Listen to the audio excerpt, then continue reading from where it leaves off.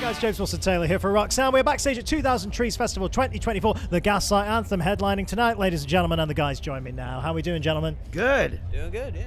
Doing good. Holding on to the cover, by the way. Let's just show that off a little bit. On the cover, our little free 2000 Trees magazine right here as well. Beautiful photo taken by Kelsey Ayers, who also did our album cover. There we go. Go get those plugs in there. Shout out, Kelsey. No, it's really, really cool to see you guys here. I mean, we mentioned this last time I saw you. This feels like such a good fit for you guys, this festival in particular. Like, your audience, I feel like we're going to be here anyway, because it's just so your vibe. How are you kind of finding it all so far? We love it. I mean, it's been great. You've been awake longer than I have. I have been awake too long. Yeah, I think it's cool. I've been able to catch a couple of the bands, like just like going around the stages and stuff like that. I honestly, some of this earlier stuff I wasn't familiar with, but I liked a lot of what I heard. Yeah. But it seems like a really well put together festival. Yeah, definitely really cool vibe. And just nice to keep having you guys over here in the UK. You know, we caught up with you on the headline run, of course. How all those shows go for you, man? I mean, it's great to have you back, first and foremost. I've said that many times, but particularly in the UK, we're really excited to see you kind of keep going. It's gone great. Everything's been like fun, and you know, and even going like back to Germany and at those festivals just now. You know, it's been a while, but it's nice to like see our friends. We saw like the Dropkick Murphys and the Hives, and like everybody. We're like even Ed Sheeran came and hung out with us, and it was like, hey guys, look what's up. We were like, really?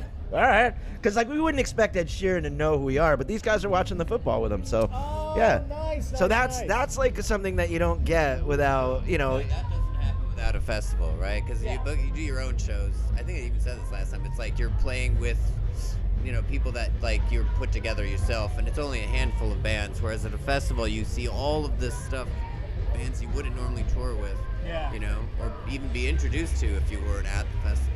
It's so funny you mention Ed Sheeran there, because I feel like the man has been outing himself as a secret scene kid this whole time. Because he hopped on stage with the Offspring and had a tattoo of theirs on stuff. Hopped on stage with Limp Bizkit. We got to get him on stage with you boys now. Next, that's the next stop, man. Yeah, he's a great songwriter. What do you want? You know, like I don't think anybody can.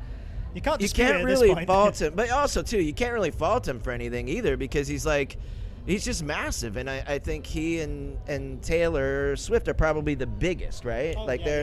You know, so I mean, it's just a great songwriter. What can you say? You know, you can't really criticize that. Yeah, just cool to see how he took inspiration. Yeah, it's cool to see how he took inspiration for all these bands of that era, though, that you guys came up with. And it's also really cool that a person that famous would still be nice and like, you know, hang out like he was.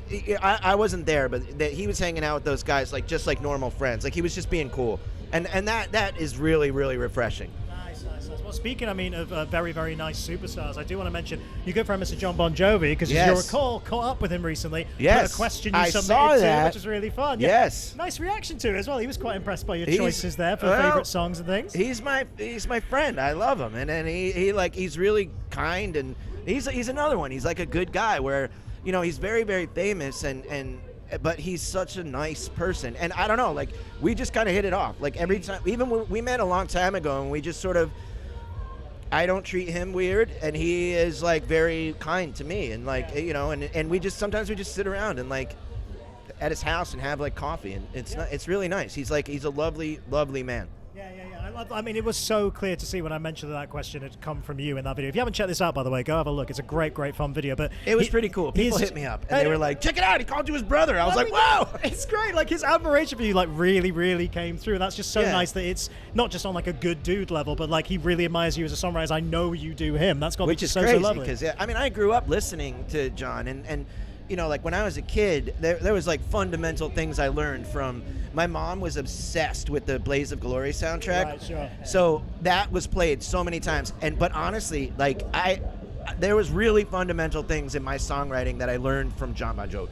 Amazing. Yeah, no, definitely. You can see it coming through, that kind of connection. There's definitely some obvious influence in there that just really, and I'll tell you right now, nice you look at the song Have Mercy by us, and then you look at Living in Sin, and you can see where it happened. I mean, it's not a ripoff, but it's the same style. You can see.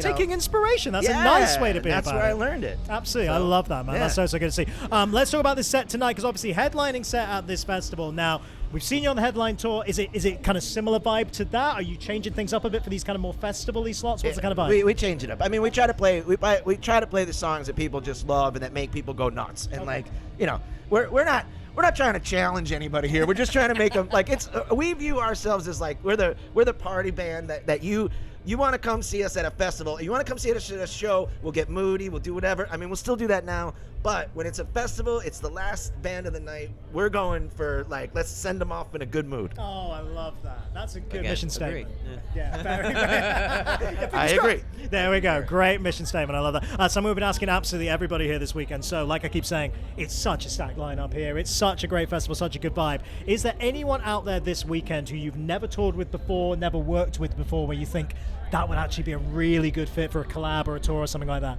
I mean, Manchester Orchestra for sure. That's where my brain went straight I to love as that. well. It will not surprise you to learn that's easily been the most popular pick with everybody. Yeah, I mean, Yeah. great band. Again, I feel like that's a really, really nice double header on the main stage today. Manchester Orchestra into you guys. That's great. Not bad. Not bad. That's a night out, ladies and I'm gentlemen. very excited for their show. Yeah, going to be very, very cool.